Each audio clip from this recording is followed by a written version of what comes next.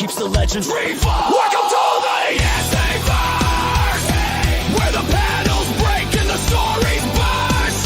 First appearance, history made, slam it, grade it, immortal past. The IzzyVerse, canon forged in a universe cursed. From golden to modern, the story survives through the bleed of the page. It stays alive.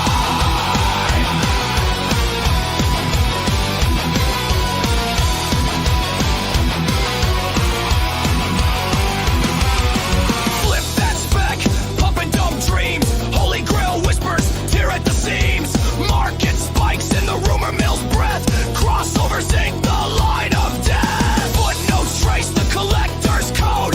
White pages pure in a mylar hold. Investment grade, sealed in a tomb, but the panels still scream, they boom. Back issue fire, collector's sin. Every variant cover pulls you back in. Welcome to the IzzyVerse, where the panels break and the stories burst. First appearance, history made, slam it, grade it, immortal past. IzzyVerse, canon forged in a universe cursed. From golden to modern, the story survives through the bleed of the page. It stays alive.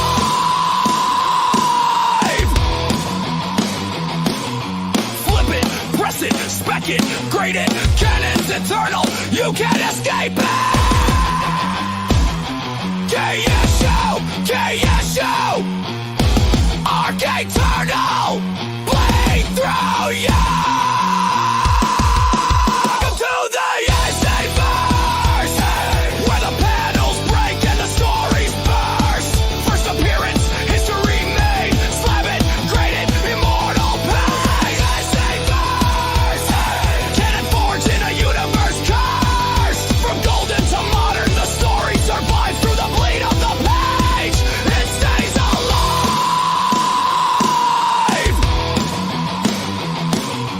Flip it, press it, spec it, grade it. Canon's eternal, you can't escape it. KSU, Arc Eternal, bleed through you.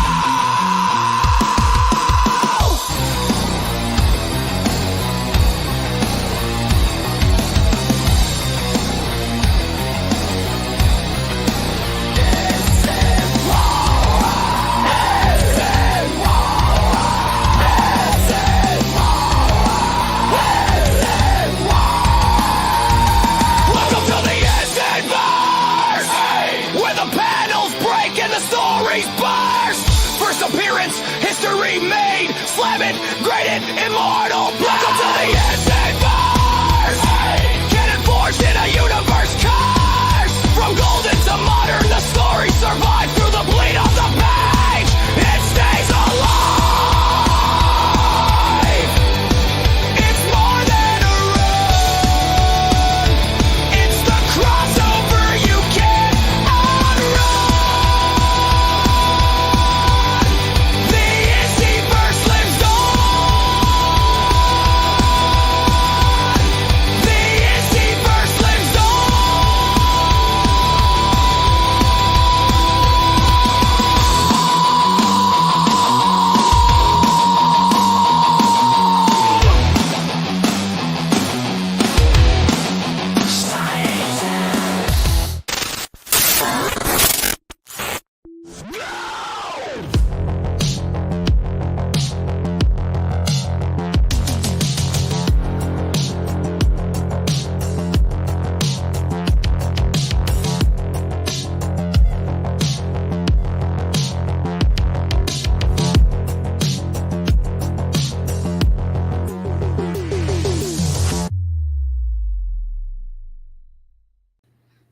And it's Tuesday night, and here we are, Cliff and me, and we're here talking about comics, culture, and all that fun stuff in between. How you doing, Cliff? I mean, you're coming in from your collectibles room. I'm coming in from yet another undisclosed location. I hate yellow jackets. Happy Tuesday, everybody. Happy Tuesday. And with that being said, we got comics and culture. He had a great 2 days at New York Comic Con. We're going to talk a lot about New York Comic Con today. I know, Cliff, you weren't able to make it. Everyone kept asking, Izzy, where's Cliff? Izzy, where's Cliff? Izzy, where's Cliff?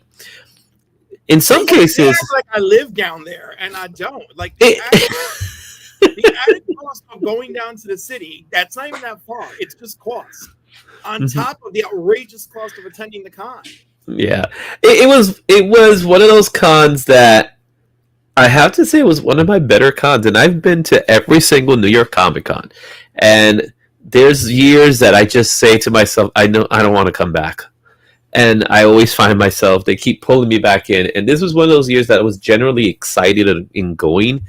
And I was happy. I ended up really, really happy. One, because I did get some really cool things, some of which I might show today.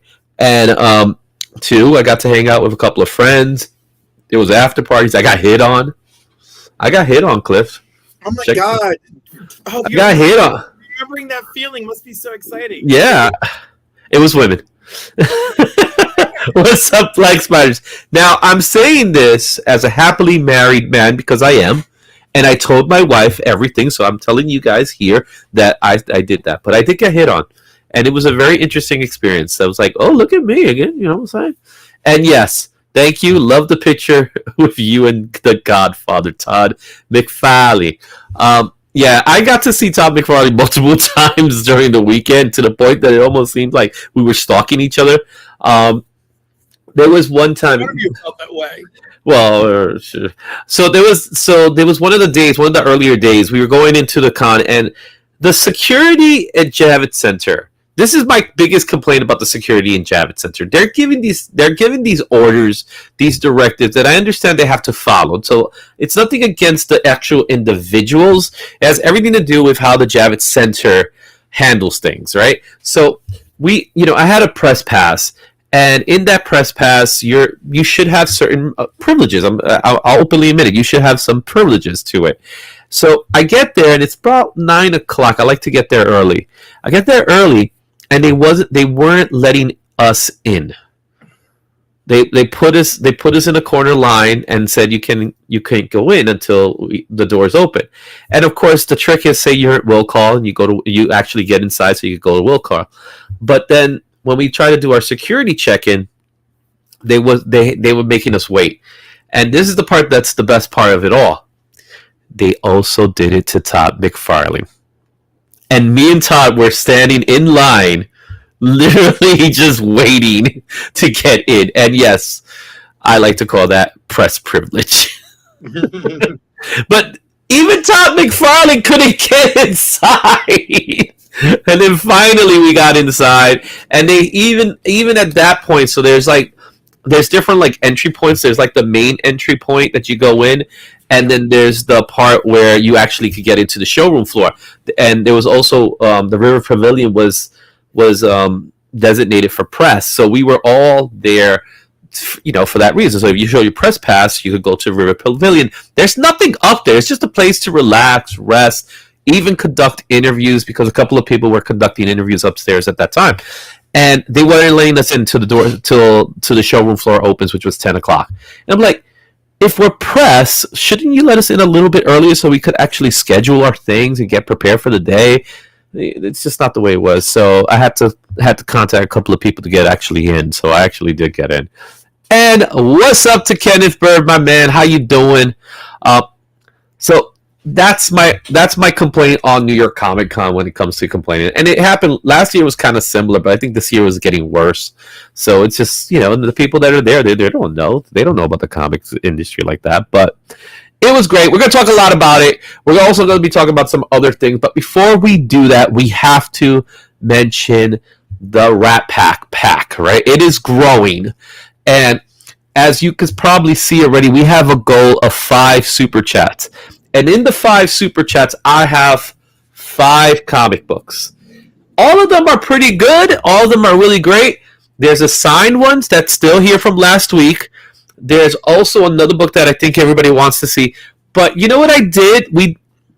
I included some New York Comic Con exclusives in this pack. So there's some exclusives that you were only able to get at New York Comic Con that are in this pack. So if you put in to the super chat, you automatically get entered into the rack pack. And let's go ahead and show you what we have so far. So far, we got DCKO, the first issue. That's already in the pack. Did you get a chance to read it yet, Cliff? Yeah, no, I read it. I've been read it. Yeah. There's a bit of a spoiler in here, so there's something big in there. We know where it's going with, but it's something, and we're going to talk about this series because it was a huge announcement. And when I say huge, I mean huge when it comes to this series.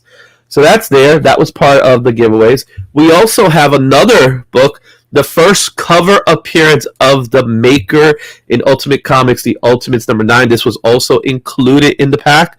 So that's in the pack here. We have J. Scott Campbell's The Mortal Thor, a nice little variant there. Got that. Also that we included into the pack, a John Jang Spider-Man. Look at that. John Jang has some great pieces at the show. So that's included. We also have in this pack the Mark Spears Absolute Universe Trinity. We'll call it the Trinity, right? All three books, right? We'll put the Trinity. You will also referred to as a type of Trinity in DC Care. Yeah, exactly. The Avengers, right? The Avengers 24 variant with our boy Jeff the Shark, right? And now we're going to include some new stuff. First thing I'm going to include here is, this is not new. It is the Exquisite Corpse. But I'm putting in, I was given the card at the con, so this is an Exquisite Corpse player card that you could get.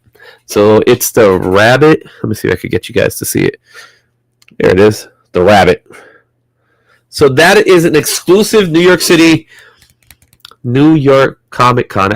New York City Comic Con. New York Comic Con exclusive. Yeah. I know, right? New York City. NYCC. That's going to be included in this pack as well. And also an exclusive preview. This was something I want to talk about, which I'm really excited for. What's up, Landmine? All right. DC Vertical, A New Beginning. This is a preview. So I'm going to include this inside this wrap pack.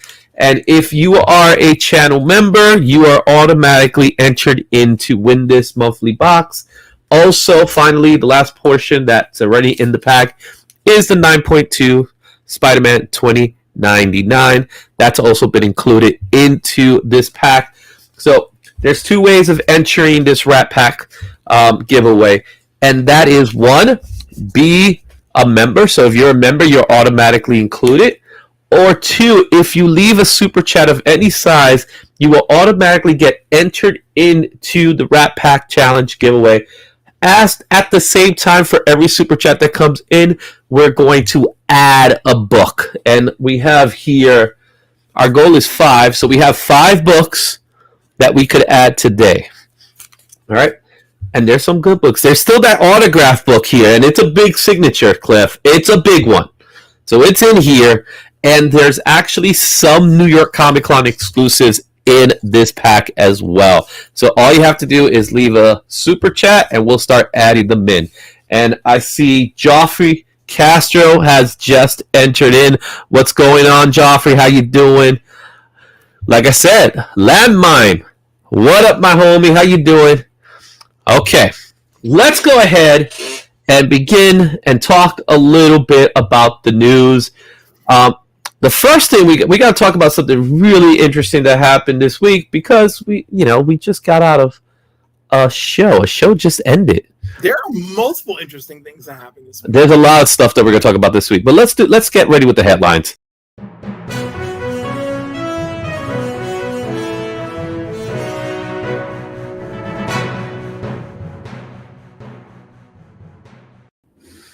And with that said, let's do this. Let's go like this. Okay, let's talk. Cliff, did you get a chance to see the season finale of Peacemaker season 2? I most certainly did. You did. Okay, so we're going to be talking spoilers for this one because it's been a couple of days now, so you should have had your chance. All right, let's start off with the good. Tell me some of the things that you liked about the episode. Well, the intervention with Chris to remind him that he's not garbage and he's a good person, and I thought that was very heartfelt, very sincerely done. I like the formation of Checkmate. We also discover the plan for Salvation, which is loosely based on the Salvation Run. Which we'll definitely talk more about that. And of course we got a bit of a cliffhanger. And I mean, when I first watched it, I watched it one more time, and then I rewatched Creature Commandos, and then I just decided that I'm actually okay with this ending. And also I'm okay with the fact that I hate Rick Flag Sr. Peacemaker was a big disappointment. All right, so I'm going to start off with my good, and then we'll get into the bad, because I think there is, as Joffrey said, there was some disappointment. I'm with you. I was excited to see Checkmate, and I was excited to see how Checkmate was formed, right? It made sense that Sasha Bordeaux was be part of it because she's part of Checkmate. Tim Mello's character, I can't remember his name, he's part of it, which I thought was interesting. That was pretty cool. Him in Man of Tomorrow. Yes, exactly. And I love the fact that Judo Master never takes off that outfit. He's got to stay in outfit the whole time. So I think that was funny. I also enjoyed something that you didn't mention, the boat.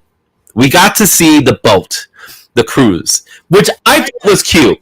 There was too much of that, and that actually goes on my... Yeah, but the actual, the what happened that night, right? They kept, that was kind of a whole thing, that what happened on that night and how it happened and things like that. Like, they made us, as we were watching throughout the season, it was really like, okay, they had a thing, they probably went to bed together or something like that. And it didn't happen that way. They just had a night. They just had a date, pretty much. And I think it was cool. They started in Big Belly Burger, and then they went to the cruise, and it was Nelson playing. I just love that it was Nelson. And then they went to another cruise afterwards, and that was where what's the name of the band that does the theme song for this season? I forgot the name. Foxy Shazam. Foxy Shazam, which was cool. And I thought, honestly, I think there was a little too much of that. Like, if you're going to give me a music montage, just give me one. Just give me two. Music montages in this 1 hour episode. It was a bit much. So there was a bit much. I did enjoy seeing the different places they were going to. So, as you mentioned before, he was going through a crisis. Chris was going through a crisis, and rightfully so, with all the stuff he was going through. So there was a lot of that going on. And going into the different universes and us getting to see the different universes, like Candyland, and we got to see other places with the big freaking giant skull heads. That was creepy, man, seeing that thing. And then, of course, people dying. Now, what I didn't like was it felt like more like an epilogue than a season finale. And I feel like if you go into it thinking epilogue, it works better. Exactly, because that's what it was. It wasn't a season finale. The week before was a season finale. It ended on that high note where, his father died yet again. His brother almost died, but he lives on. But he lives on to become a villain, pretty much, because that's we see that coming a mile away. And they're absolutely saying this. So this season really was more of an epilogue. What I didn't like was the transformation of Rick Flag. Because throughout the season, Rick Flag was like, he's and his whole gripe is Chris. But he straight up turned into a supervillain. Well, you know what? So let's talk about rewatching Creature Commandos, because he's an a-hole. He is. Don't get me wrong. It's not that he isn't. Creature Commandos, he's easily seduced by that young girl. When he's told to change the orders for his team, he does not get in touch with his team. He actually actively works against his team and teams up with sociopath or psychopath freaking Frankenstein. He's actually white. Yep. Yeah. Yeah, and it's like, and like I said, it was like that one moment where Hardcore came up to him and said, Rick. She called him Rick by his first name, and he was like, yeah, whatever. You know, he got what he wanted from her. Yeah, exactly. So he was using her because he is a scumbag, and everything he did in the final episode, everything he's been doing was scumbaggery. But then, like, the final episode was like, look, he was a scumbag all along. But in Creature Commando, he didn't act like a scumbag. Okay, so sleeping with that princess, easily being seduced by her, and all that other stuff, he's not a scumbag. I'm not saying he's not a scumbag, but he didn't act like one. Oh, yeah, banging the girl didn't act like a scumbag. And then turning traitor on his team, not a scumbag move, right? I'm just saying, it just came across like out of nowhere, and then he's like with Lex's guys and stuff like that. Yeah, all, like, high-fiving and stuff. Yeah, they're like a group now. They're like, yeah, we're buddies now. We're gonna go hang out with each other. And a whole bunch of people were like, "Are you sure he's not Clayface?" And I'm like, "Yeah, he ain't no Clayface." Yeah, he ain't scumbag. He ain't Clayface, unless they try to pull off that. But I don't think that's the case here. Because then why would he still have beef with Chris when he leaves? Yeah. Mm-hmm. And then that's where we get the reveal of they use the money that Vigilante had stored, the blood money, to create Checkmate. I was like, that's hilarious. And they all leave all happy. Everyone's happy. It kind of just like ends in that note and things like that. And then we get Rick Flag finally gets Chris and then drops him into the Salvation. Right, so talk to me a little bit about Salvation from what you know. Well, okay, so do you want to talk about the comic version? Yeah, we're going to comic book version because we're in spoiler mode. Comic book version, it's Amanda Waller who finds Salvation, and she dumps a bunch of supervillains there: Lex Luthor, Vandal Savage, all sorts of people, right? Mm-hmm. And then,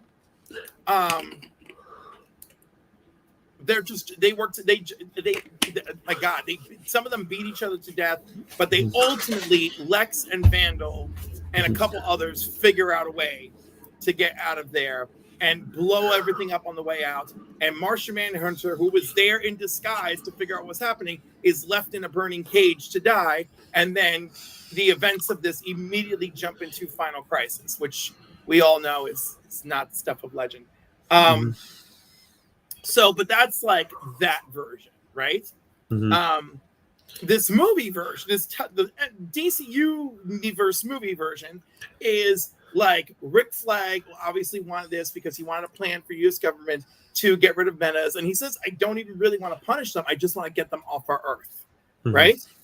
And so, of course, this is going to be his plan to put the Menace away somewhere where they can't get back, and they're gonna, and they have their and Lex's guys came up with a portal system. So, they open the door, appear there, leave them there randomly, close the random door. That's it. Right. Mm-hmm.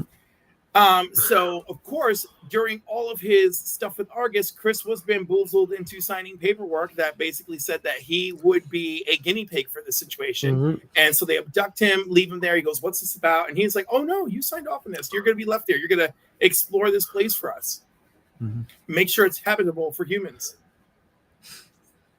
And he leaves him there. And of course, we hear like a dinosaur roar in the background,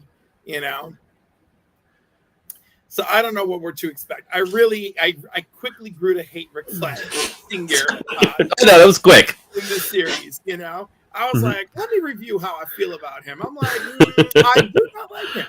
Yeah. And that was like, I thought that piece itself was great.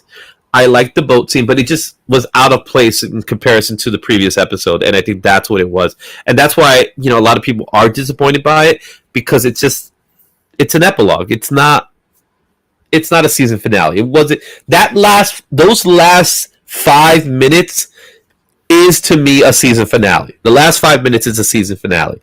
But the rest of it was more like was an epilogue, which could have been like done in a different way. And that's how I felt towards it.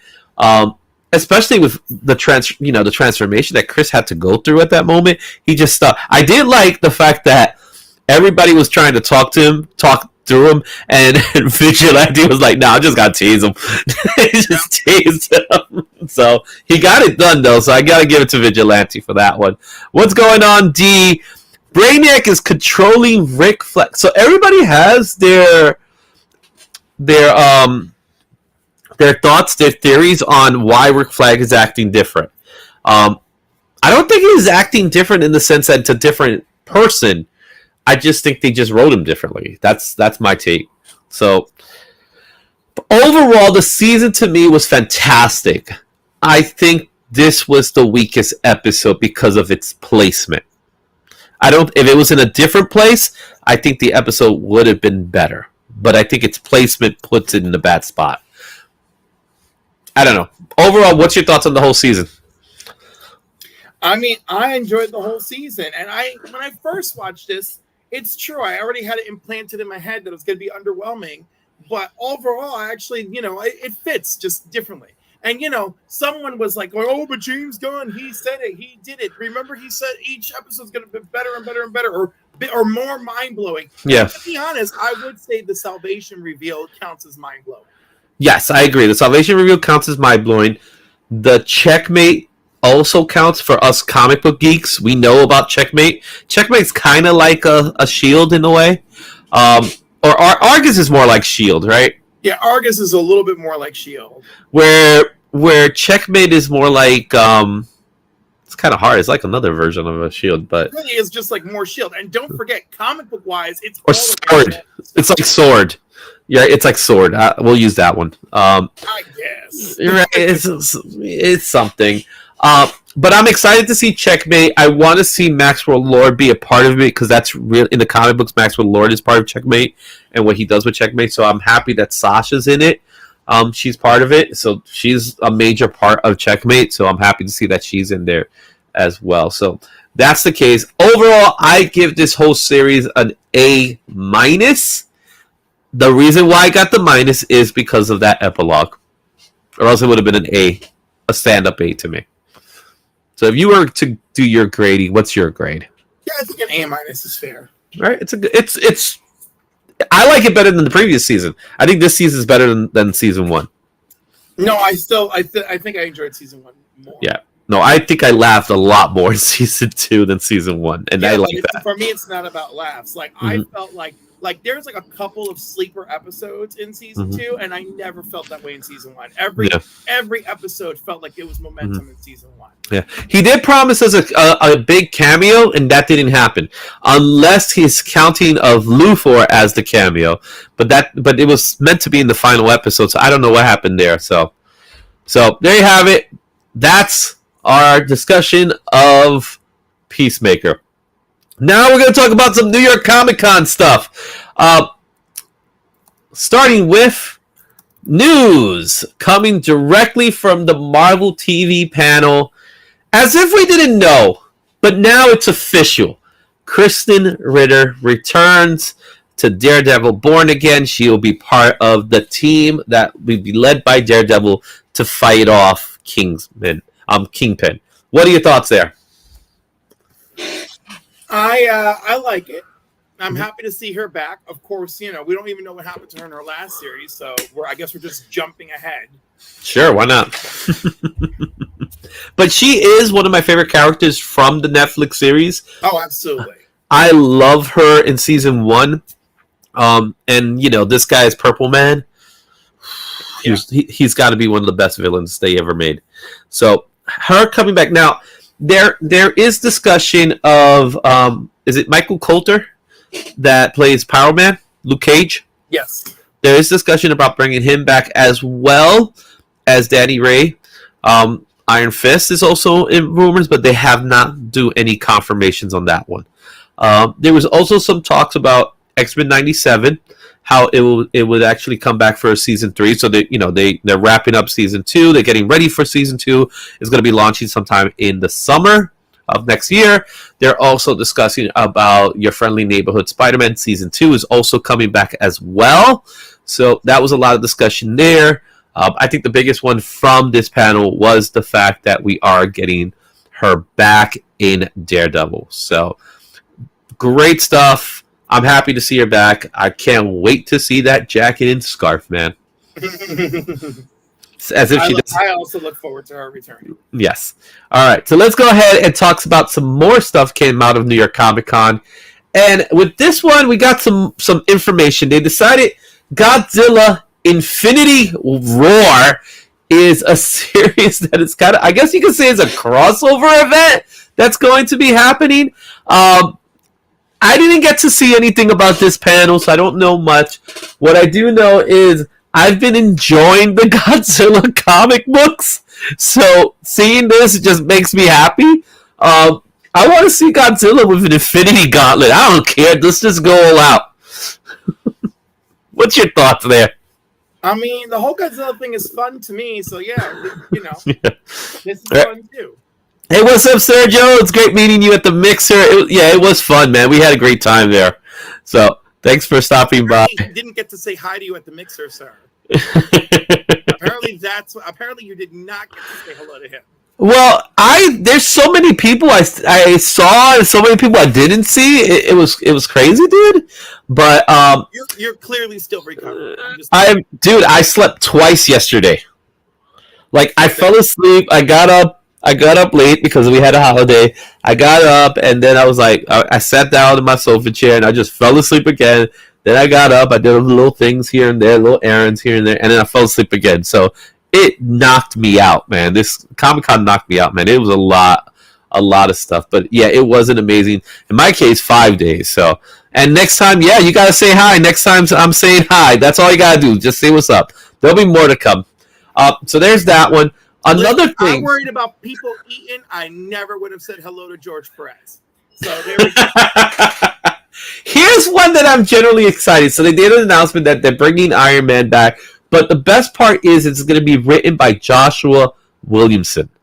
He's going to be writing Iron Man. So that's pretty cool. Busy boy, because he's also going to be writing PC, so I can't wait to find out. Yeah, so and he's writing Image too. Don't forget he's writing G.I. Joe. Yeah, but it looks like he's taking a break soon, so we're gonna find out. No, not really. No, not that I've heard some stuff in the con. So he's gonna be busy all around. They say the writing job is the easiest part, but I don't like that because I feel like if people are working on too many books, they start to burn themselves out quickly. They say that in the sense of writers could get more work done at the same time.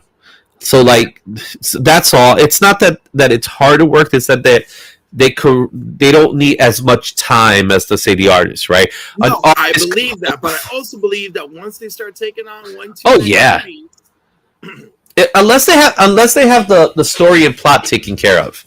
So that's the whole thing. It's to have dialogue is different. If you go in most people don't do the Marvel way like before, but if you still stick to a Marvel approach to it, where you could just write, here's the plot line, here's certain things, this is what I would like some of the panels to look like, give the artist a free range of doing the kind of co-plotting with you, then you could go off and do something else, and that's pretty much what Stan Lee was doing. And then you come back and you fill in the blanks. You fill in the blanks. You put in the dialogue. If something doesn't seem to come the right way, you take care of it. But what's really cool is about this. I don't know if you noticed from the image because this might be a little small. Let me see if I could open this image a little bit more here so you can see. Look who's there. Taskmaster? That's not Taskmaster. What is that? Is that Simon Williams' brother? Nope, that's Citizen V. Oh, from the Thunderbolts. Really weird. And it's not Baron Zemo.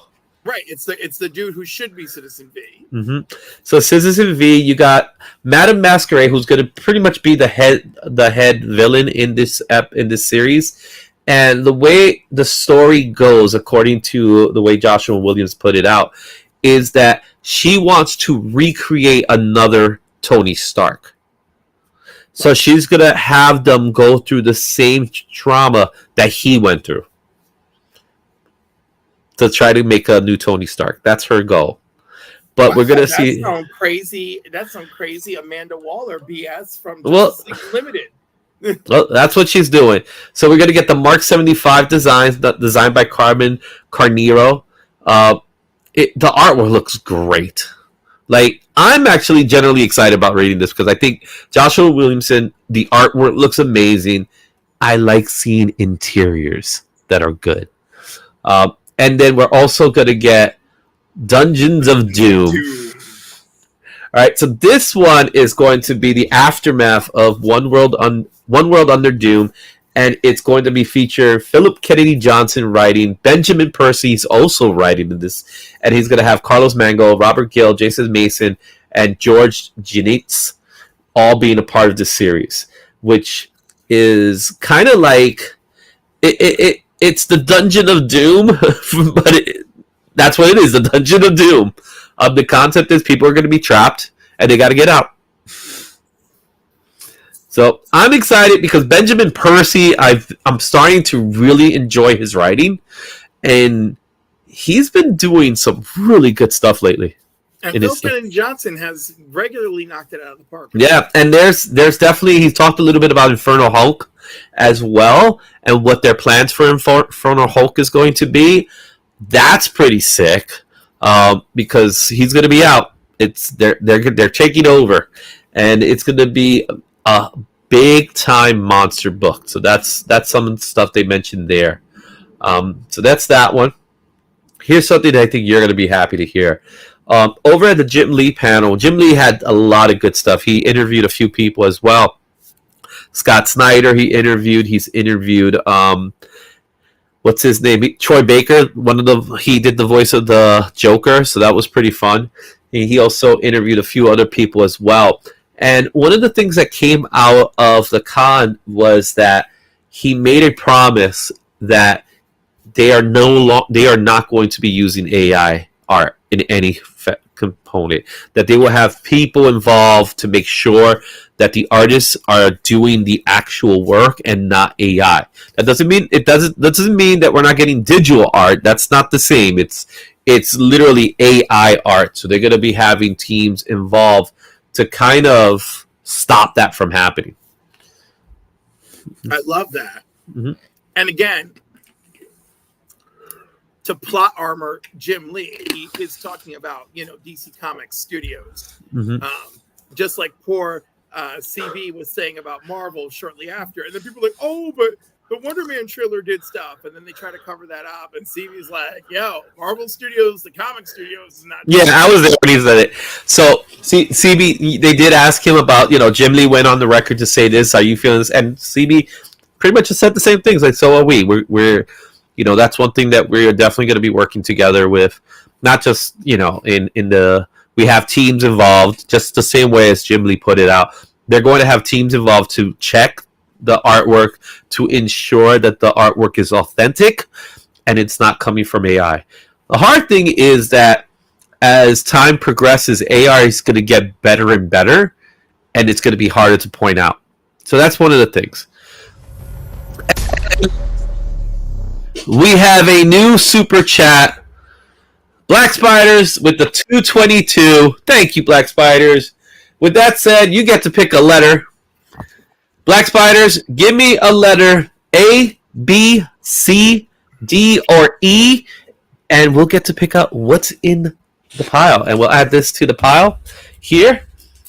I hope he picks a specific letter. There's one letter I would love him to pick, just because it will make sense when you see it. So we'll find out. But Black Spiders, let me get that letter, and let's continue talking a little bit about this subject matter here with AI.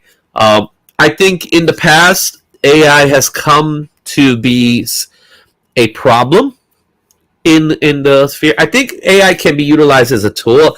My family, my daughter specifically, they're totally against AI in every way. Welcome Shortbox Bernie into the channel. I think if it's utilized as a tool, it can help you out a lot. If it's utilized as a crutch, and what I mean by a crutch is if you use it and claim it as your own, then that's not right. If you use it to help get references or get ideas, I think that's acceptable. And I think that's how it should be utilized. However, it is a dicey subject matter. What's your take on AI in general as a whole? You mentioned, of course, we don't want AI taking over our art, but as far as how you will look at it. I mean, it's very helpful as a tool, but taking over our music and all that stuff, I'm very much against it. And I see people using it very willy-nilly, and more frightening, what is that one, Sora or something? Yeah, Sora's sick. Yeah, I find people using that very like. Why are you giving your image and your voice to a software that clearly is owned by a data collection company? Why? So that people can impersonate you, so we can do fake footage of you? You know, like it's bad enough that we do videos on YouTube where this stuff can borrow from us and try to recreate us. So I'm really, really, really against that. Yeah, what's up, Travis?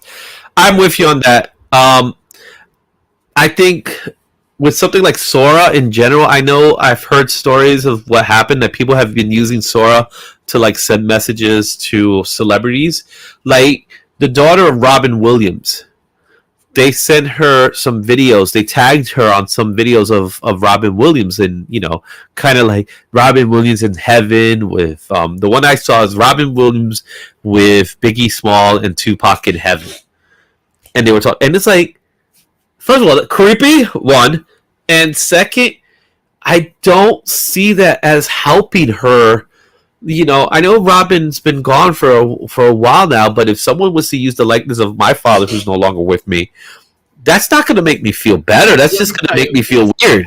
These people are wrong. And when her father died, there was a bunch of people on the internet who terrorized her with ugly, horrible images that were professionally photoshopped. Someone took time to do detailed, professionally photoshopped stuff of like her father's body in a morgue and stuff like that. It was just it was crazy.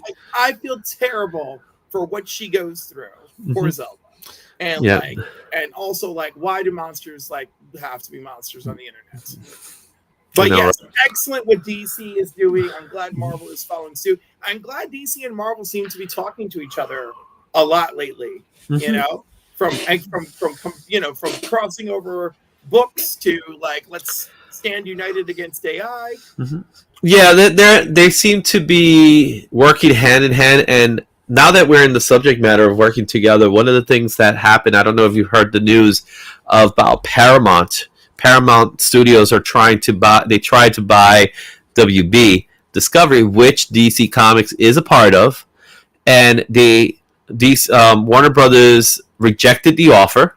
No surprise there. They rejected the offer because they know they could probably get more, and probably will get more. That doesn't mean they're not selling, guys. Warner Brothers is selling. And with that being said, that also means DC Comics is also selling.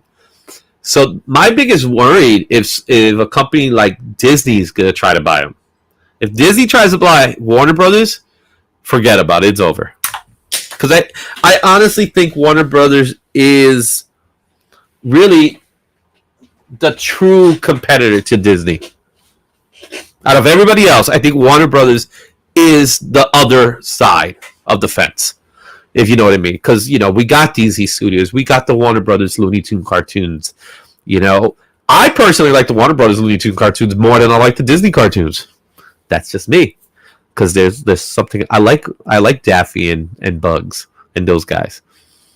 So, with that said, that's Jim Lee. Black Spiders, I still need a letter from you. A, B, C, D, or E, so we can find out what is going to be added to the box. Again, if you leave a super chat of any size, we're going to add another comic in the box, and you will qualify. So, Black Spiders, I do believe he made his selection, and that selection is a C. So, it's not the one I wanted him to pick, to be honest with you.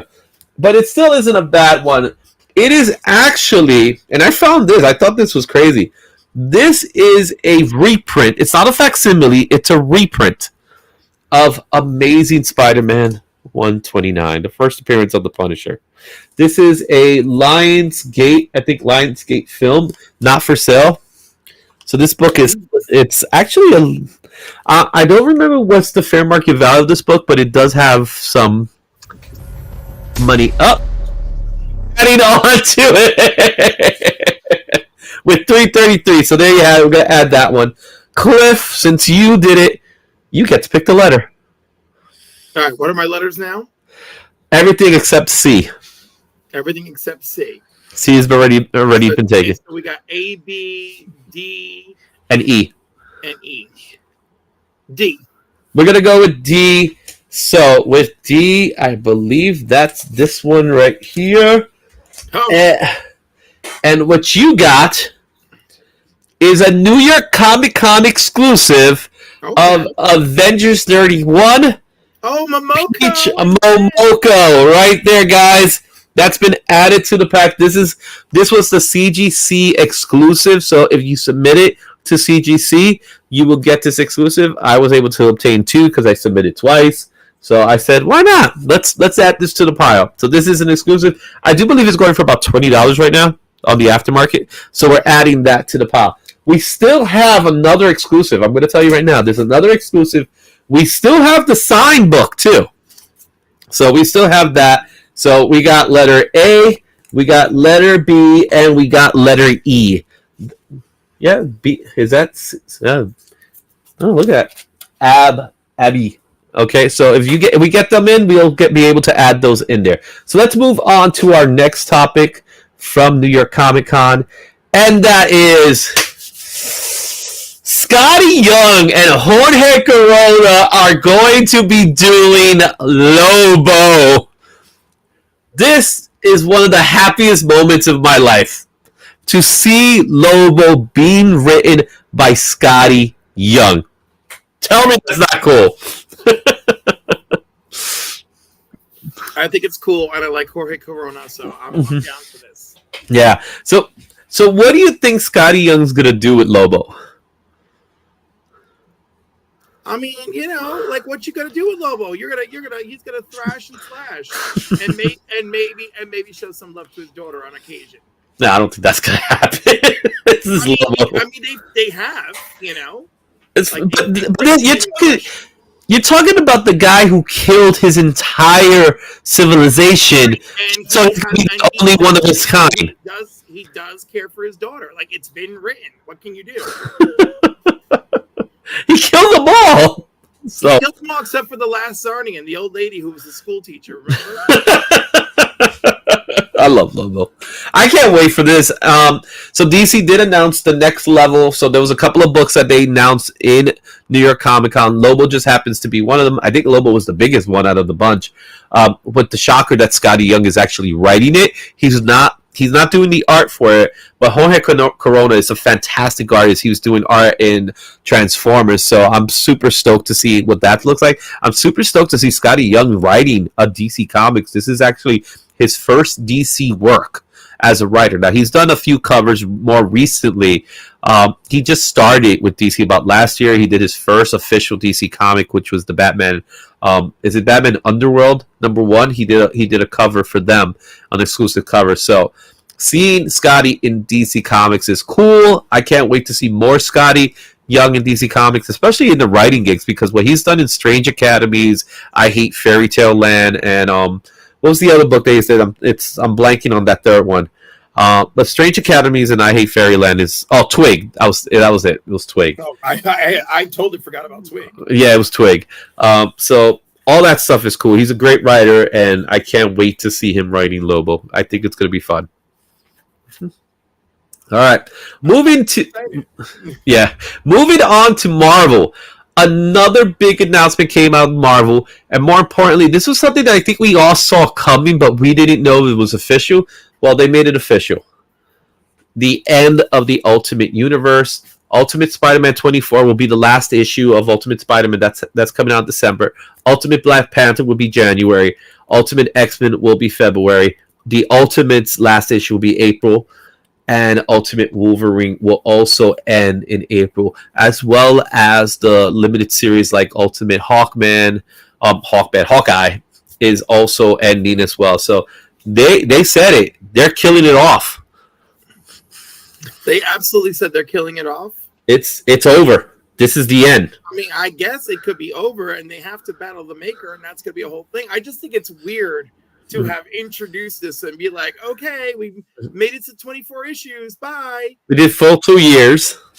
Yeah, I think it was. So according to CB, the way he puts it, it was always part of the plan. The plan was always going to be a self-contained universe that will last for a certain time frame.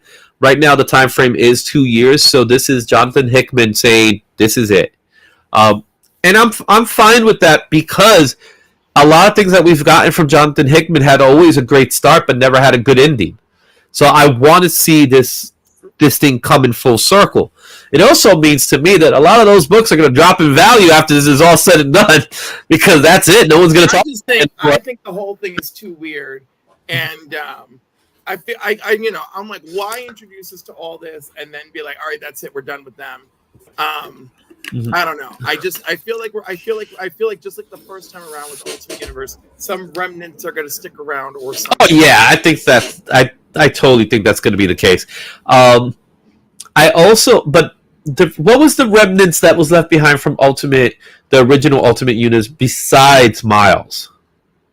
There's Miles. There's the Maker. Yeah, the Maker's the other one. Who else? I can't think of anybody else. Yeah, that's pretty much it. Like, it was them. Mm-hmm. And I think the Maker is going to continue. I don't think he's going anywhere. Right. It'll be interesting if the Maker is like, okay, this is my experiment, and like it literally turned on me. So, boom, I'm pulling the switch. Pulling off Dr. Manhattan moment. Possibly. Yeah. So that was a big announcement that was being added, and then we have another announcement that was added. This one was huge. So in the Jim Lee panel, it was Jim Lee and friends. He was doing the interview with Scott Snyder. They were talking about DCKO, and they were talking about the story. And it started off very simplistic, right? So they said in the story there's going to be like a bonus tournament type of thing, and that's sometime in April or May, around that time frame, that they're going to have kind of like a compendium edition. Now, we know from the last issue, someone did die. There was a death that was very, very significant. We also know that death wasn't permanent either. So it's a rando from the multiverse. I don't believe it for a second. So I think this to me, this is huge. I don't think it's the biggest thing to come out of the announcements, but I do believe it's a big announcement. I think it's just as big as the other one, but I think the other one has a little more weight to it. So with DCKO, they're going to bring other fighters from other universes, and as you see from this image, it started off with Sub-Zero from Mortal Kombat. We were all excited to see Sub-Zero being added to DCKO. But at the same time, we were like, you know what, they've done work with Mortal Kombat from the comic book, the video game, so that wasn't too surprising. The second character was a little bit of a shocker, and at this point, we actually thought it was just a rib that he was playing on us, where he says Annabelle, and you see the Annabelle dolls just floating there, so it came out there like, oh, they're going to put Annabelle in the game. All right, no big deal. It's cool. But then he threw in Homelander. And Homelander is going to be part of DCKO. That to me was like, wait a minute. And then they threw in Vampirella and Red Sonja, both coming from Dynamite Comics. And I think the biggest one, which was the last one, is the bear from Beneath the Trees. IDW? Yes. So that was a big deal. What's going on, Comic Caps Collectibles? How you doing, my man? When you heard the news, what was your thoughts? I mean, I don't have a lot of stock in DCKO, but I thought that this was a lot of fun. And I just picture the whole thing as a lot of fun. Because, that's I don't feel like it's designed to be too serious. And at this point, I don't especially if you got that bear, a serial killer bear involved now. But the fact that you're bringing in these indie talents, I can't imagine I'm not sure if this is the first time this has happened with DC, where you had a crossover. It's not so much IDW. It's more like all these characters, because it's IDW, it's Dynamite, it's Mortal Kombat doesn't really count.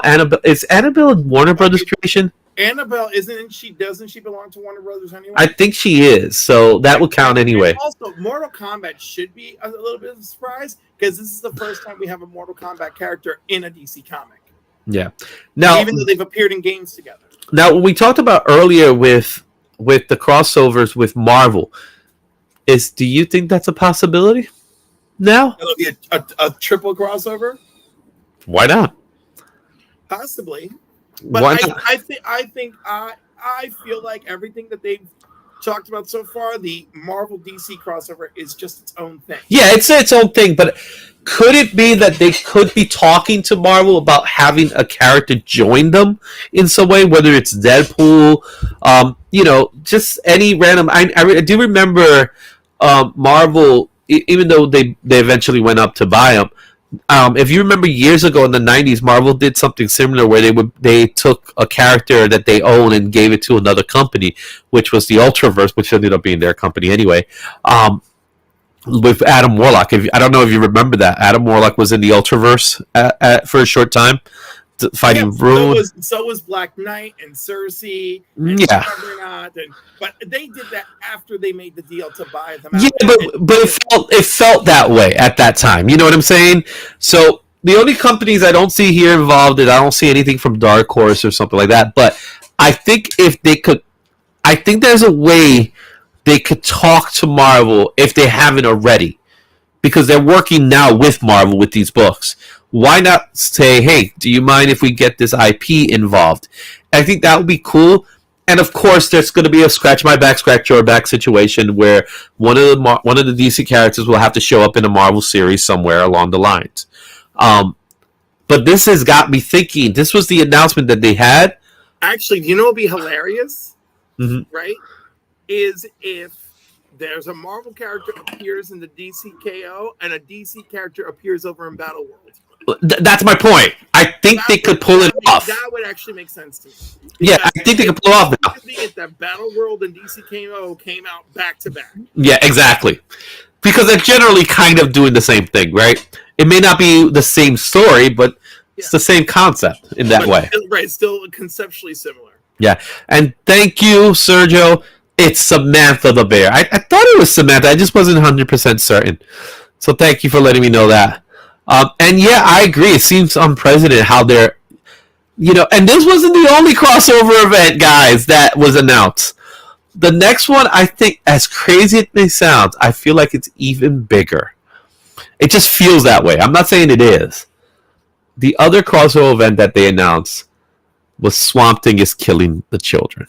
Oh, that's because you eat killing the children up. I think this is going to be a great crossover. I'm just very upset that they're suggesting that Swamp Thing is killing the children, because that is not the Swamp Thing I know, and I'm sure this is going to be a Marvel mishap or Marvel misunderstanding situation where Marvel. Well, no, it's not Marvel, but it's called the Marvel misunderstanding where the heroes. Yeah. Okay. Right, so I feel like Erica's gonna come for him and be like, "You're killing the kids." It's like, I'm not killing the kids. I'm trying to protect the green. And then I guess we should team up. Well, it's gonna be written by James Tynion and Wortham Delra. That's how you say his last name. He's gonna be doing the artwork, so it's gonna be set within the Slaughter universe. I don't know what they're called, that universe. Is there a term for that universe already? I'm gonna call it the Slaughterverse. But. It's funny how it's going to be set in her universe, but we're using Swamp Thing. Yeah, why not? Swamp Thing could go do that. I'm just saying. So those were some of the big announcements. Another big announcement that was shared, which I was really excited for. I'm going to take this off as well. I was really excited for was the announcement of DC Vertical.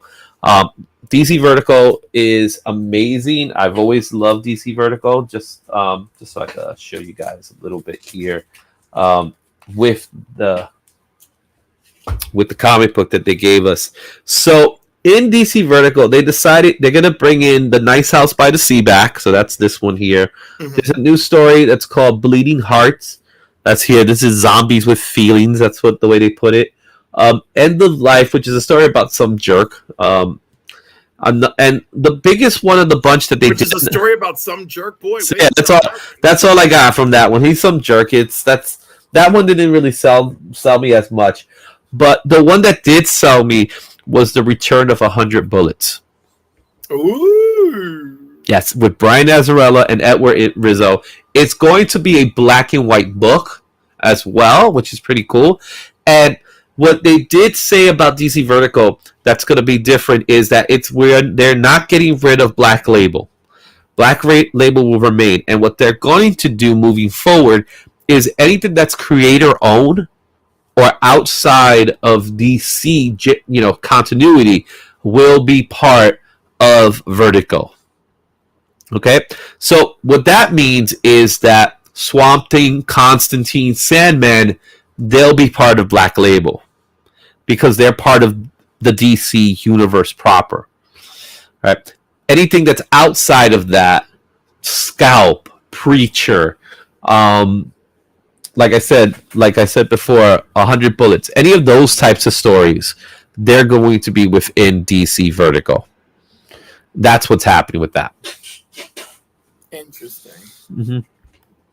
So we'll get to see more adult. I feel like it's them combating Image, because Image Comics has become the new Vertigo. If I'm not mistaken, right? Would you say so? The way Image has done their books lately. No, I don't. It doesn't carry the same vibe in my review. So how would you carry it? I mean, look, Image and what Image is doing lately, I just think of it as Image 2.0. You know, Vertigo was like the stories of Vertigo. There was a certain macabre going on to all of it. You know? But they weren't connected to each other. For that. But they weren't connected to each other. They were all separate in the way they do it, with the exception of certain books. Hellblazer, Sandman, Swamp Thing, they were connected to each other. But all the other books that followed were really within their own world, their own universe type of thing. That's true, but they still had Last Man. Had a sense. They still had that sense of the macabre. And actually, a lot of them really did connect. You know? We had Swamp Thing. We had Animal Man. They had connections. We had... Doom we had Patrol, Hellblazer and Sandman and Lucifer and a lot of them were very connected. And those books will be Black Label books, right? Which is ridiculous to me because like those books were like the foundation of Vertigo. I think Sandman was the foundation. To be honest with you, I think Sandman was the foundation. All the things that spawned out of Sandman were the foundation of it. Right? Yeah, Swamp Thing was there too. I think Swamp Thing was the first book that was a Vertigo book before being a Vertigo book, and Sandman was the one that followed afterwards, right? So they created Vertigo as a result of Sandman. Sandman became Vertigo book because it was originally a DC book, and it was part of the DC universe. If you ever read the first few issues of Sandman, it was part of the DC. You had Batman. Yeah, we got Dr. Destiny, who they only used his mortal name when they did the TV series. We got the Justice League up in there. Constantine obviously was part of it. And then they went away to do their own thing. So there's that. Hey, what's going on, Alex? How you doing, my man? All right. Alex. So, and by the way, that universe continually has overlapped with the regular DC universe. Yep. But so it was always like DC universe adjacent. Yeah. So it won't be that way anymore. If it's DC adjacent, it's going to be a Black Label book. Which is weird because the Black Label books have all been basically Elseworlds. But it's still within a DC universe. Within a DC universe. They're all within a DC universe. Well, these will be. Kids, they're all imaginary. All right. So it's time for us to take a little break, but before we take that little break, I want to show you something that's happening very soon. Let's go ahead and talk about it now.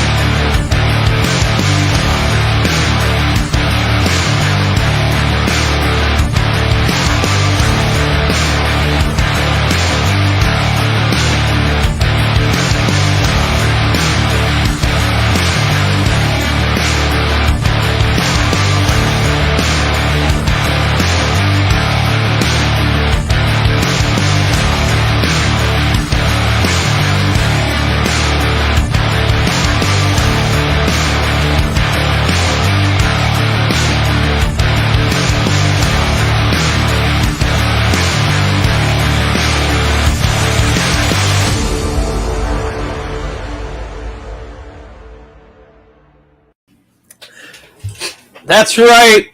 We are going to be part of Comics Curing Cancer Weekend starting next week. In fact, there's going to be a preview show on Wednesday at Krista Comic Vet's channel.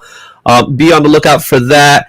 We're super excited that we're going to be a part of it. I know Cliff is doing his thing. I'm going to be doing my things. I'm going to be doing the sketchy show where I'm going to have a couple of artists with me, and we will be doing as well. We're going to be doing some sketches, all for, to raise funds for Comics Curing Cancer. It's going to be awesome, guys, and I hope you guys can be a part of it. I can't wait, man. Next week is big. So what you're doing in your show? I am going to be doing some trivia and so basically trivia slash oh my god, I can't think of the word, like raffle, trivia slash raffle action. Oh, cool. But you will have some giveaways as well, won't you? Well, what giveaways? Well, we're going to be raising funds, of course, but right, exactly, yeah, and that will be the stuff. That will be the stuff related to the trivia. I took care of the microphone. My microphone was too loud. Thanks for sharing, Alex. All right. It's time for us to talk about what's trending. Did any of the books from New York Comic Con make the list? You know damn well they did. Well, it's a crazy list. It's not what you think it is. Oh, I know it's not what I think it is, but I mean, I'll be damned if there's no New York Comic Con book on there. Well, let's find out. Let's do this. It's time for the top trending.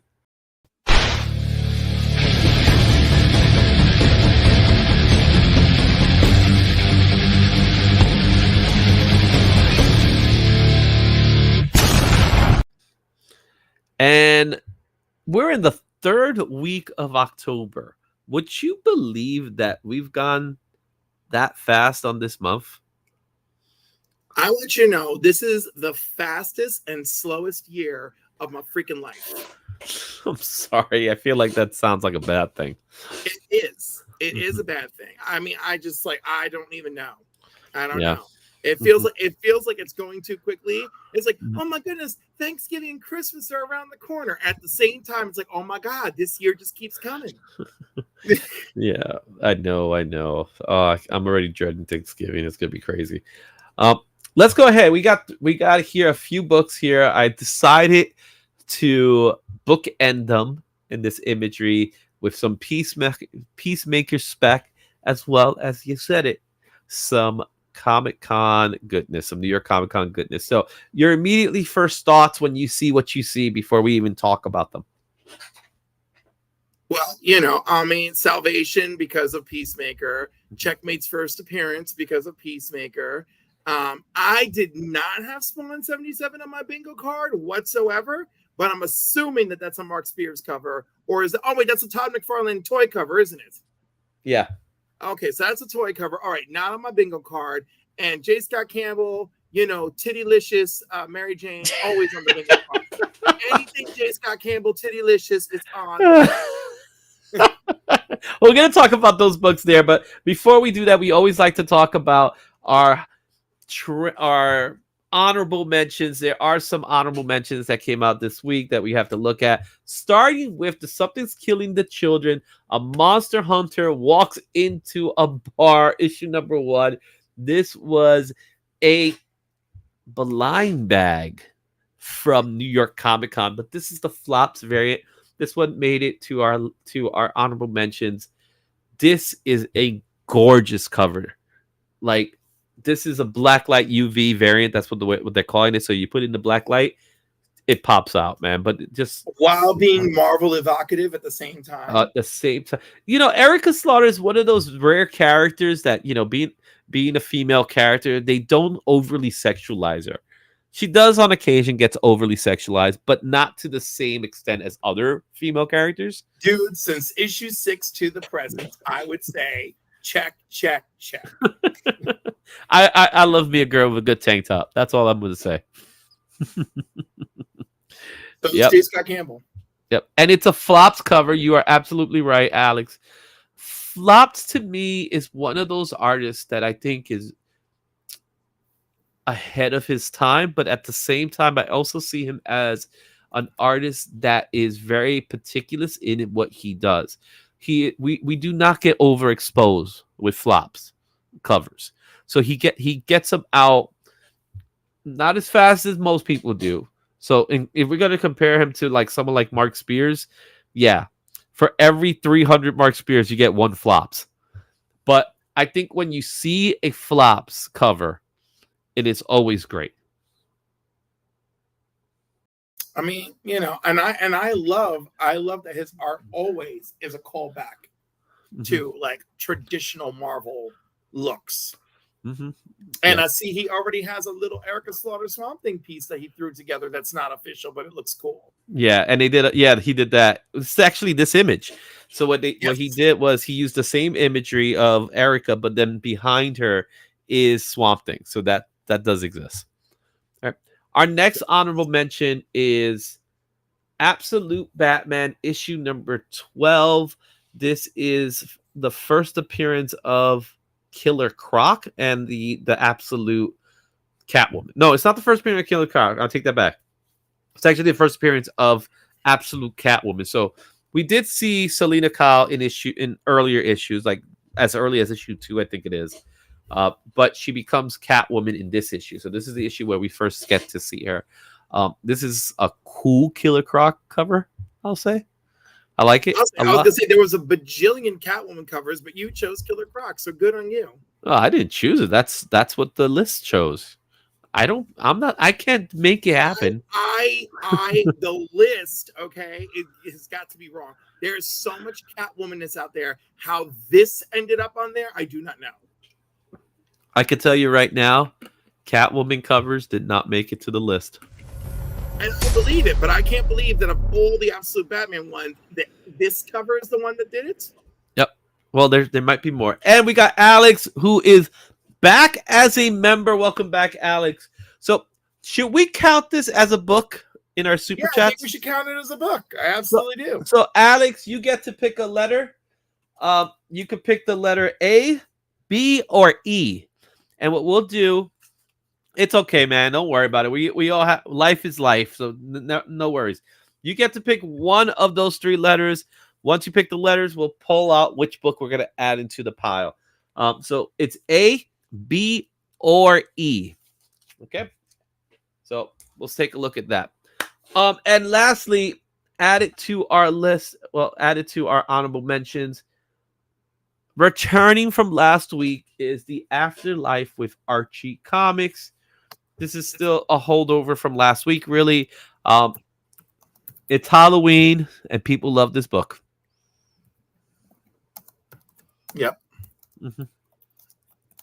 Don't you hear Cliff typing away? He's doing his messaging. Unfortunately, yeah. I'm still in the office. Still in the office. So I stick with my. I mean, obviously, you know, there are considerations for Afterlife with Archie, but people love this stuff at spooky season, and I feel like that factors into it as well. Mm-hmm. Yeah, and I think it's a cool cover. I personally like the cover. Jughead's the zombie, so why not? Yeah. I need Galactus Jughead in my life. I need like the next time there's an Archie Marvel thing, I need Jughead as Galactus desperately. Let's go into our list, and starting in at number 10, our number 10 book of the week is Amazing Spider-Man 13. This is the New York Comic Con 2025 JSC, J. Scott Campbell, Virgin Sketch Panel exclusive variant. This book is brand new for Marvel Comics. Came out came out this week. $156 near mint was the last recorded sales value of the book. Most common fair market value is $151. As far as trending list goes, this only came in cover price at number 3. And I added a 7-day, 30-day sales now to show you guys how this week's numbers fare throughout the month. I think that's an added thing. More work on my end, but I wanted to be able to do that. And to answer your question, Alex, no, we are not. Trust me, we are not. this is what's interesting enough about this 730 days trend. So within a 7-day period, 38 copies have sold online. That's the same number in the 30-day period because this book is brand new. Therefore, there's only that 7 days, which is really just a couple of days. So with a 38 sales, that's very impressive. Also, the sales price is very impressive. This book was only allowed to be was an exclusive directly from the panel. So you had to do the panel to get the book. I was at the panel. I got the book. I immediately sent it to CGC for grading. Excellent. I was like, this is a cover book. There's no need to open it. So that it's with CGC right now. They're gonna slab it. The copy I had is pretty sharp, so I'm banking on a 9.8, maybe better. It is a beautiful cover. I'm sorry, it's Mary Jane. I love it. You know. Any comments? No, I think it is a great cover. Mm-hmm. You know, and of the ones he did recently for Marvel, it's definitely one of my favorites. I actually, of all the male covers, I love Nova. Nova's my favorite. If I got a sketch variant of the Nova cover, I would have been thrilled. That would be cool. All right, so there you have it. At number 10, Amazing Spider-Man 13, the New York Comic-Con J. Scott Campbell Virgin Sketch Panel exclusive variant. Let's take a look at the number 9 book of the week. Number 9 book goes to Salvation Run number 7. This is the 1 in 10 Neil Adams Bloody Joker variant. This came out way back in 2008 for DC Comics. $150 near mint. Actually, that was a 9.8 that sold. The book goes for $114 at near mint. Strangely enough, a 9.8 goes for $184. So the person got a deal on the book. This book was number 2 in cover price. And as far as 7-day, 30-day sales period, it is 8 sales in a 7-day period, 10 sales within a 30-day period. Hype level is at a high because this is going off of Salvation Run, which is really off of Peacemaker. We talked a little bit about spoilers from Peacemaker earlier today. Salvation has been introduced as the 7th issue, but you know what? This is a banger of a Neil Adams cover, one of his later books before he passed away. Yeah. Let's talk about some Joker Neil Adams. Well, I mean, it's a great cover. I mean, they clearly knew what they were doing, and they killed a lot of characters in this series, so it makes sense. Yeah, I think it's awesome that we come full circle with Neil Adams and Joker at this time because let's face it, he created the Joker we know and love. Neil Adams was responsible for the homicidal maniac and made him a maniac murderer. Even though he kind of was that beforehand in the Golden Age, but it's still Golden Age in comparison. So I'm super stoked about it. I didn't think this book was as expensive as it was, but then again, it is that expensive because 1, it's a 1 in 10. 2, Salvation Run had a low print run. And 3, it's Neil Adams on the Joker. Doing the Joker. Come on. It's just... I wouldn't call Salvation Run a very low print run, but it was low enough. Issue 7 had to have a low print run. How do you get the statistics? I want to remind people I was buying and reading comics at this time. All right, Salvation Run was a heavy duty lead in to Final Crisis. I was buying comics in 08. I remember when Salvation Run came out. But I'm just saying, it wasn't like all these people now. All right. But it wasn't like a book that people ran. People didn't run out to get it.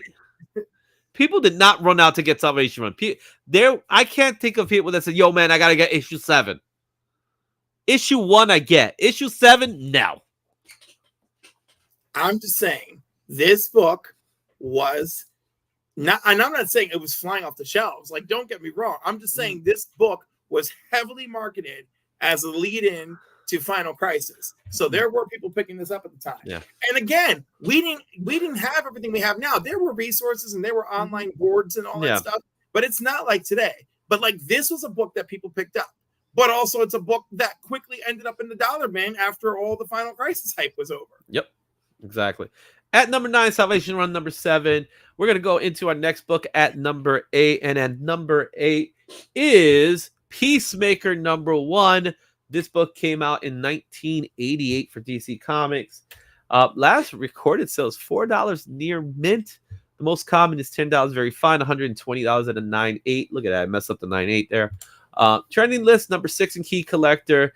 This book has a 7-day, 30-day sales of 18 sales within a 7-day period, 51 sales within that 30-day period. So when we take that 18, we also add in what's left from the 30 days, and that's how you get that 51. Hype level is at a high because it is still Peacemaker. I'm surprised how low this book really is. I mean, there is nothing else to it other than the connection to the TV series. But it's also the first appearance of his dad. Right.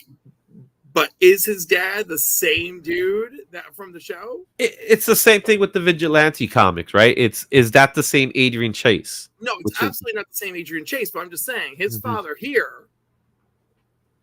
What's up, Rod? Brother Rican, what's up? I don't know. I'm just saying, like, I find there's other comics that have more value to it than just the relationship to the TV or movies, and that's why they seem to have greater staying power, whereas this is just not something that people were seeking out. And if you're going to read Peacemaker, is absolutely not going to be an experience that rivals what you saw on television. Yeah, and I feel like those things play into it. I also feel like this is a book that's rare enough that people will hunt it down. The price tag doesn't justify that, though. The price tag means there's a lot out there that people are not going crazy to pick up. I don't think people are going crazy to pick it up. I think people are trying to pick up the Charlton cover more, or even 36. That would make more sense. You know? 36 is one of them to pick up, right? Yeah. The addicts would pick this up all day for $10. Yeah, exactly. Yeah, I'd pick it up all day, even at $14. Yeah. So I did see it at the con, and one of the things I will say about the con that I wasn't crazy about was the jacked up prices of many of the books. So, you're telling me? I'm like, I didn't even have to be there to know that that's a problem. Yeah, there was a book I wanted to pick up. I wanted to pick up Amazing Spider-Man 55, the Patrick Gleason cover, but I wanted the white inverted cover, so not the black one, the white one, which is the second printing. The fair market value of that book is $25. Somebody was trying to sell it for $50. And it was like, of course. I'm not paying $50 if I could get this for $25. It's like, oh yeah, but you know, they got to ship it to you. It's like, I'm not going to pay $50 for something that's $25. And I did see a few Peacemaker comics. I didn't bother to check the pricing, but there were wall books, and if there were wall books, there was no way that book was $4 or even $10. As a wall book, no. So, number 8, Peacemaker. Number 1 from 1988. Let's go into our list and let's take a look at our next book at number 7. And number 7 is Superman versus the Amazing Spider-Man, number 1, the Battle of the Century. This goes back to 1976, the first crossover event between Marvel and DC superheroes. It's not the first Marvel DC crossover. Do you happen to know, trivia, do you happen to know what's the first Marvel DC crossover? It's one that to this day, I'm still confused with how it happened. I don't think I do, because I've always thought of this as the first one. It's the first superhero crossover. Right, but like a non-superhero one, like, I mean, I can't even imagine. The Wizard of Oz. Right, why? That does confuse me. Why would they get together for that? Why even bother? So this is the second. It's one of those weird things. Well, the last recorded sales value of the book is $220 near mint. Most common fair market value is $92 at a very good. This book is actually hard to get in a high grade because of because of its size. It is a glue bound book as well. There $80 for a 5.5, even though I hear that's what I see on the marketplace. However, I'm hearing that they don't grade this book, so I don't even know where that number really comes from. But that's what's on the list. Number 1 for Key Collected. That's how this book get there. But here's where things get questionable to me. 7-day, 30-day sales. 3 sales within a 7-day period. 9 sales within the 30-day period. So why is this number 1 in key collector? I don't know. Hype level is medium because of the announcement of Superman and the Amazing Spider-Man. Now, I know the announcement causes people to track things down. But they also just reprinted this like weeks ago. The reprint was released. Yeah. So to justify this, and this, something like this is why I make this list. This list is to show you guys that when a book is trending, when a book is on a trending list, look up how many sales are actually there, because you'll be surprised if it's really trending, because those numbers are coming from sales. They're coming from eBay, whatnot, other places that they may have databases towards. So if those databases are telling you that only there's 3 sales within a 7-day period, how could it be the number 1 book for Key Collector? That's just my opinion towards it. And I'm not saying anything against Key Collector, how they get their data. The same thing could be said for CBSI. The same thing could be said for Cover Price, which you guys know I work with Cover Price. So I'm not saying everybody's wrong. I just don't. It's hard for me to say this is the reality based on, because the sales figures are what does it. Now, there is something to a price tag and a sales numbers, right? Because if a book has a price tag that's high, then you could expect lower sales because it's just more expensive. So you could justify that and start balancing that out. But when you have 3 sales in a 7-day period, how could that book be number 1?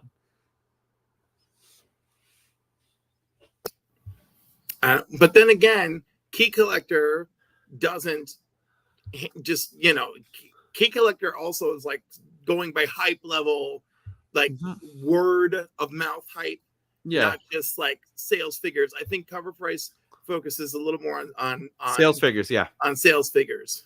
Yeah, so it's one of those things, take it with a grain of salt when you see those trending lists. This is my prime example of that. Take it with a grain of salt.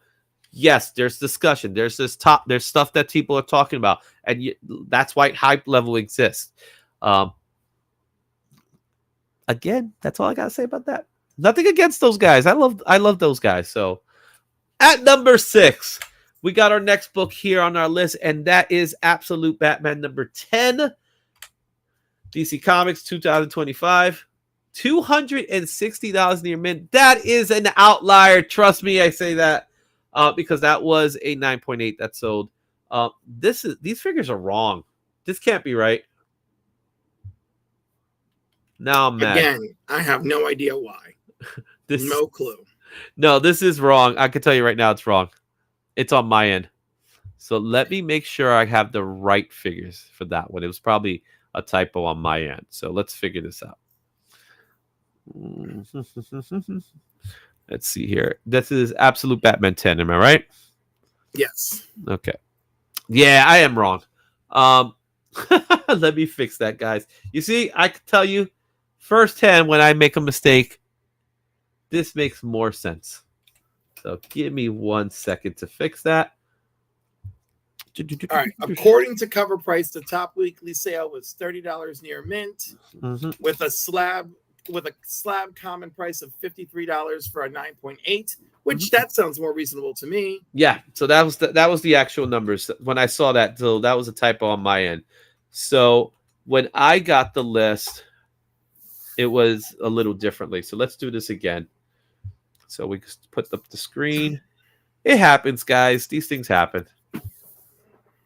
And let's go ahead and put that back. So now we could see the way it was. So the last sale, you got the new sales figure, but the last sale that I had when I was doing the list, which was earlier today, was $21 near mint. Most common is $22, $53, and 9.8. The trending list was correct. It was number 3 in CBSI, 7-day, 30-day sales. This one makes more sense because it's more of a newer book. As a newer book, you'll see higher sales. 15 sales within a 7-day period, 116 sales within a 30-day period, because it's Absolute Batman. Absolute Batman is You know. Thank you, Joffrey. Wait, Izzy messed up. It's been a while. I know, right? It has been a while. So it happens. It happens to the best of us. Hype level's at a medium. This is the book we talked about last time with Batman's body being as huge as it is, but he has a baby head. Yeah. So there's that. We got the first appearance. I think this is the first appearance of Killer Croc. So I'm okay with it. You know, the Absolute Universe is insane, but I don't think it's gonna last long. I think it's like the Ultimate Universe. I think its time will be drawing to an end. Mm-hmm. I mean, we're getting there. I think we will. I think we're getting to that point. Don't curse yourself. I never do, bro. I never do. All right.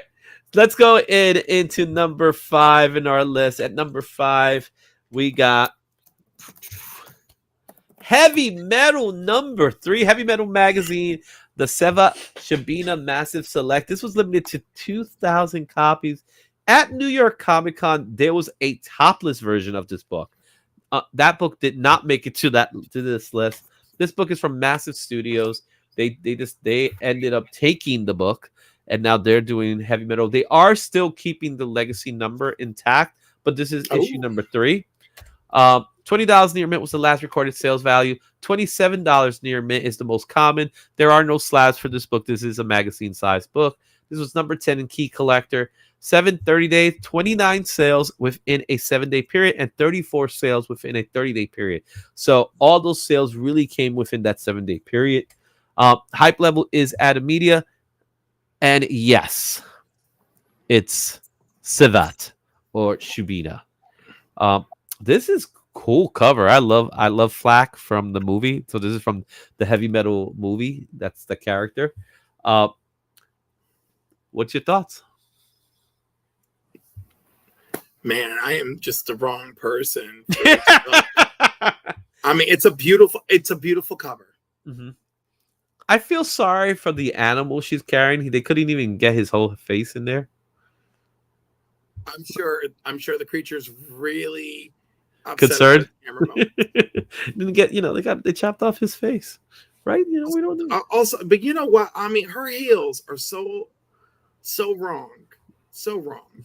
Well, they're not like high heels in the sense that they're small. I know, but it just like what? But what? I don't care for the design. You don't know about Flack from Heavy Metal movie? She was from the movie. But like, I love that movie. That's a good movie. I love that movie. It's a class. I get it. It's a cult classic. The whole shebang. I'm just saying. I don't feel like the shoes are rendered well here, but I know no one's staring at her feet like I am. So no. Yeah, she has nice hair. Right. Good buckles. Good buckles. Notice excellent buckles. That's excellent buckles. There you go. The knee pads. It's all about the knee pads there. This is just I honestly think this is a gorgeous cover. So that was a beautiful cover. That's number 5. And let's go on with our list at number 4. And at number 4, we have Action Comics 598, the first appearance of Checkmate. This came out in 1987 for DC Comics. Another book that's very low. $2 near mint was the last recorded sales value. Most common, $6 at a fine. $100 at a 9.8. As far as trending list goes, it's number 2 in CBSI. 7-day, 30-day sales, 64 sales within a 7-day period, 75 sales within that 30-day period. Hype level is at a high. This is because it's the first appearance of Checkmate. John Byrne goodness. Yeah, indeed, John Byrne goodness. Mm-hmm. Indeed. This was his time. Mm-hmm. So quick question. Checkmate makes his first appearance. It actually gets his name twice in the cover. So if you notice on top where it says Superman and Checkmate, and in the bottom it says Checkmate blows into Metropolis. Yep. What are your thoughts about its current price tag? Look, this book has never been, up there. And also, I don't know if people are going to appreciate, the first appearance of an organization like Checkmate, mm-hmm. like they would appreciate the first appearance of like a character, Mhm. like any character. Yeah. This is the first appearance of an organization. That's a lot harder to. I feel like it's a lot harder to process. I got the first checkmate. Yeah. I mean, it's $2. interesting that $5. and checkmate, and that checkmate is. I mean, there's an operative in the issue Mhm. with the the classic gold and black uniform, but that's it. Yeah. Like Mhm. Well, and yeah. like that Proof character's that you supposed to shouldn't be our overspend, right? eyes. Proof that you shouldn't overspend for this one. You really shouldn't. I mean, I mean, certainly it's getting there in age. It is a valuable small key, but I think it's going to remain small key. Mhm. Unless they decide to do something where checkmate becomes a bigger deal within the DC universe, DC Studios. Okay, but you tell me what Shield book. You tell me what Shield book is a banger because of what Marvel Studios did with Shield. Okay, I can see that. So I'm like, for me, this is on that level of equivalency. All right, sounds like a plan. All right, there you have it at number 4, first appearance of Checkmate. And coming in at number 3, we're going to take a look at our next book. It's Pop Kill number 2. This is the New York Comic Con 2025 Will Jack Virgin Metal cover that was limited to 150. This was from Mad Cave Studios. $260 near mint was the last recorded sales value. And the fair market value is $233. They already have 9.8s going for $260 for this book. Trending list, number 7 in cover price. As far as the 730-day sales, it's 8, and of course that's just the solid 8 that is there right there. Hype level of this book is at a high. Will Jack did it again this year. Last year we had the Vampirella I Love New York. This time we have the Pop Kill I Love New York. This one's a little more scandalous, dare I say. Yes, it is. Yes, it is. It's downright salacious. Yeah. She got a nice jacket.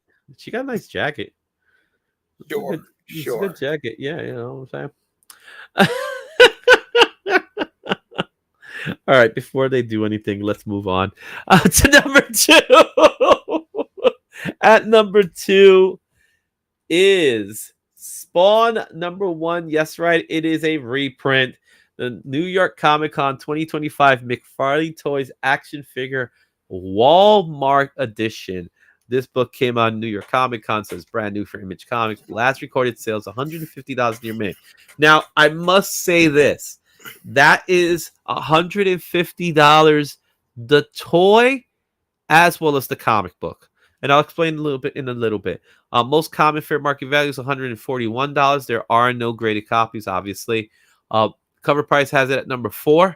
7-day, 30-day sales, we have only 10 that are recorded at the time. Hype level is at a high. The way you got this comic book was you had to buy the toy. So the toy had a price tag of $50, and with it came the comic book. Now, the comic book is a reprint of Spawn number 1. It is a cover featuring the toy of Spawn 77. But what a lot of people are failing to really note is this. This is the toy. Right? So with that, I did get the comic book that came along with it.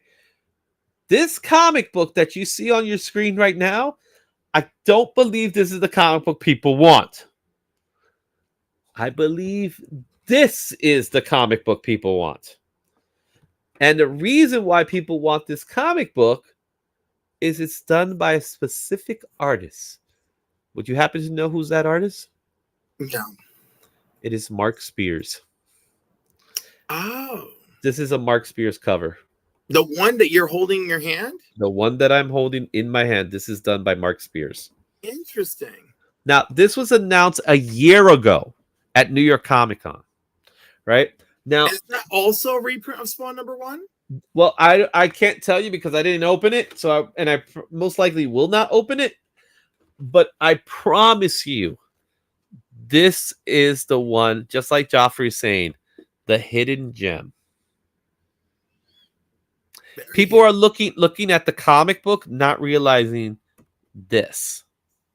And I think once they start realizing this is going to start going up. Now, most of the sales that you're seeing of this book have been the set. So the set is what's being sold. The comic with the toy. There are some rare occasions where they're just selling the toy. There are some rare occasions where they're just selling the comic book. If you're going on eBay to try to purchase it, you want to take notice of that. Right? Because you could potentially be getting just the toy, or you could be just getting the comic book. The comic book itself, my honest opinion is that I don't think it'll hold in value as long. Now, it'll still have value because $150 is still $150. But I think it's what's found in the toy that's going to be more important. Kind of like the Spider-Man 2099, the comic book that was inside the toy that everybody went hunting for. I think that's going to have the same value. The other thing that's going to be hard is probably to get that comic book in high grade. So if you crack open the toy to get the comic book, there is a potential that comic book inside is not in the best condition. However, this is the exclusive comic book that was given at Walmart. So you had to go to the Walmart booth where the marketplace is to get it. And the only way you were able to get it is by purchasing that toy or action figure, as we will call it. Now you're interested. I mean, it is interesting. Yeah. But that's as far as I can go with it. Mm-hmm. So I did submit the comic book to CGC. Because why not? And our number one book of the week is not from New York Comic Con. In fact, it was overshadowed by the Salvation Run from Peacemaker. Salvation Run, number one. This book came out not in 2025. This book came out 2008 for DC Comics. Last sale was $20 near mint. $22 near mint is the most common fair market value. This book has not even seen slab sales. So yeah. That says a lot in those years. It was number one in CBSI. It was number one in cover price. As far as the 30-day sales, we have 59 sales within a 30-day period. Also, the same 59 is part of that 7-day period. This book sold the minute people saw the season finale. The minute the season finale came, people went out to buy it. And that's how we got 59 sales. So this is from Thursday, these sales. Well, really from Friday, if you count it. Hype levels is at a high. So, last thoughts on Salvation Run. I feel like it's gonna blow over just like Checkmate. Yeah. I think this one might have a little more staying power than the Checkmate one is. But I'm with you on it's the first appearance of a universe?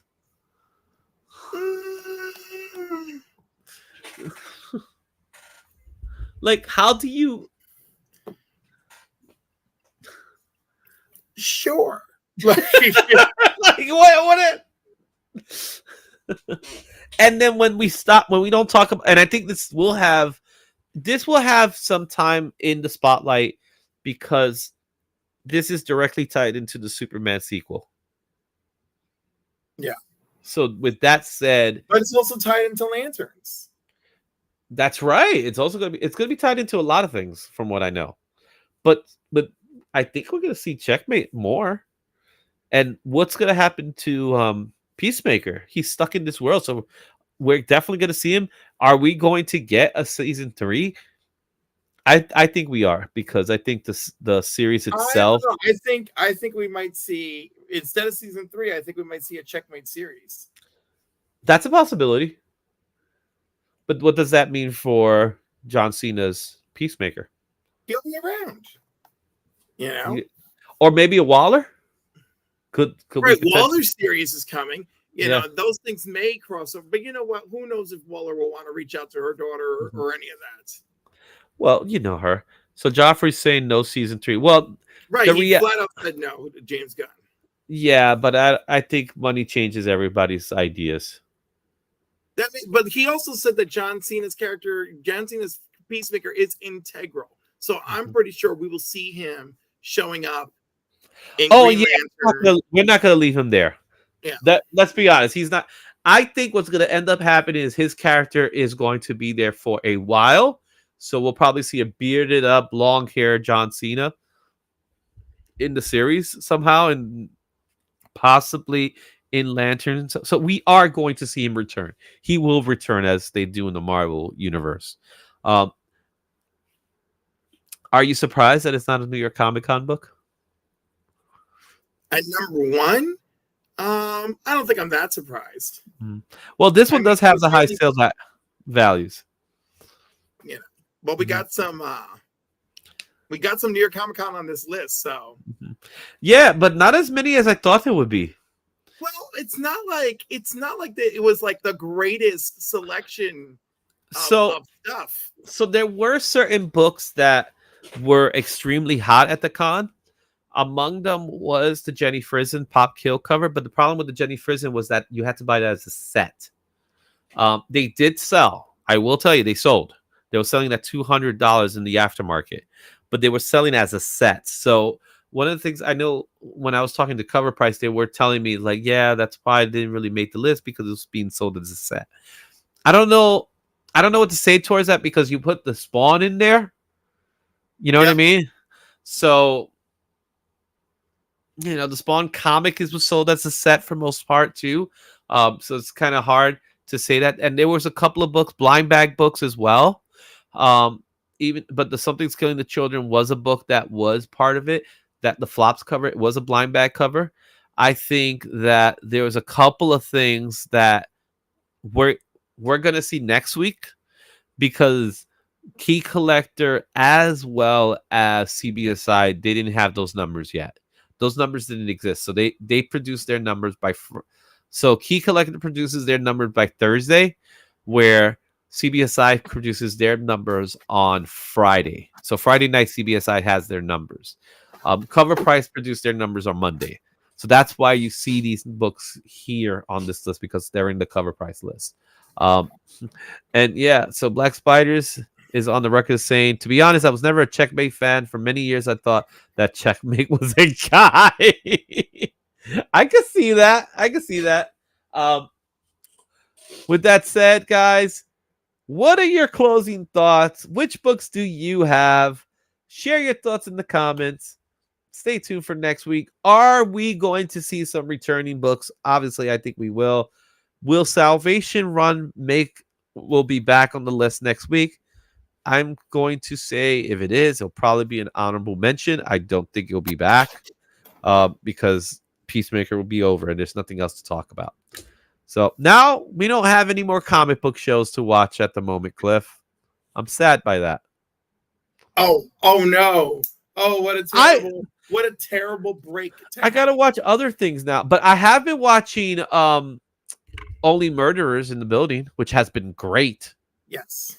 You know, Only Murderers in the Building. Yes. It is so good. It's so funny. Guys, watch that show. If you don't watch it, man. It's a good show.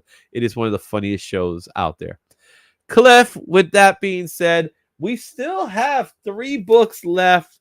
The signed book is still in the pile.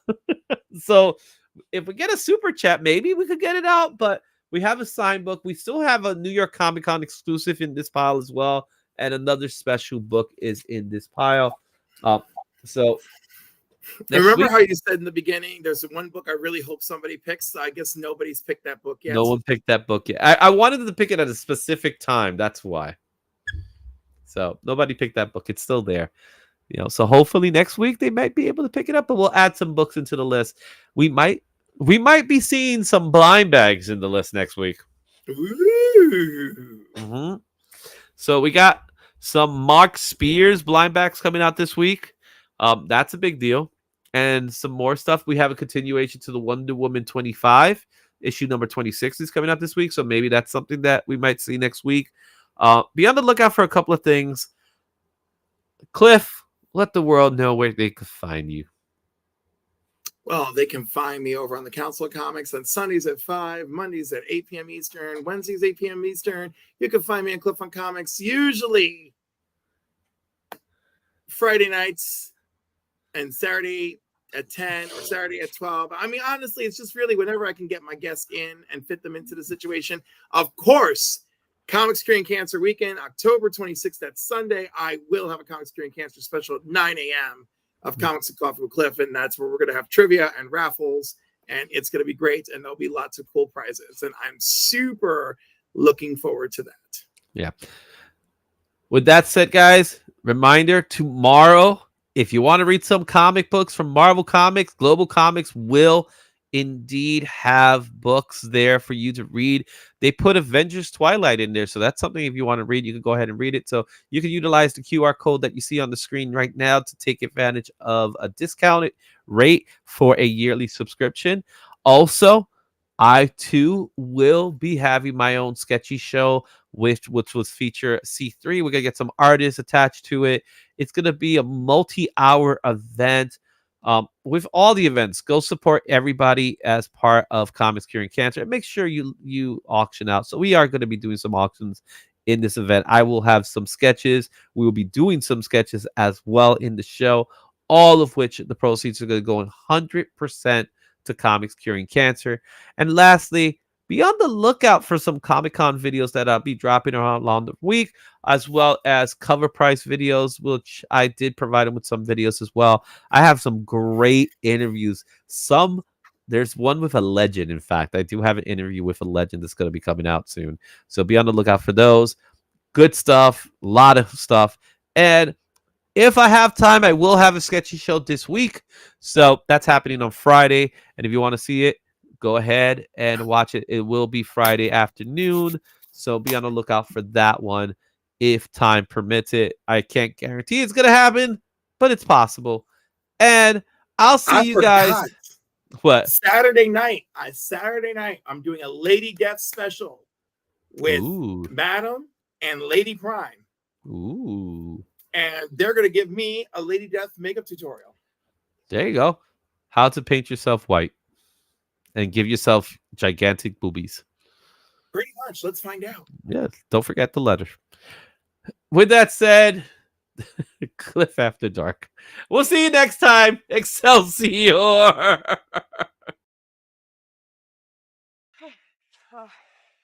I think this is it. I think you're about to go home. Okay. All right. Look, thank you. Thank you. Thank you. Thank you. Thank you. Thank you.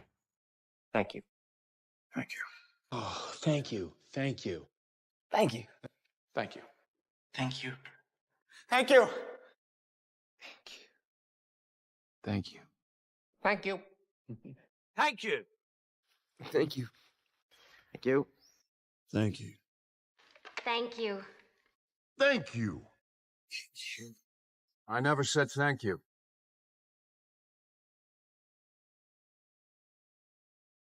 And you'll never have to.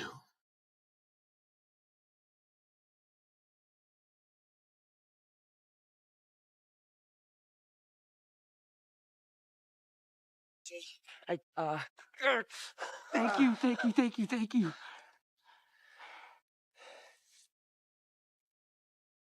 I guess I'll see you.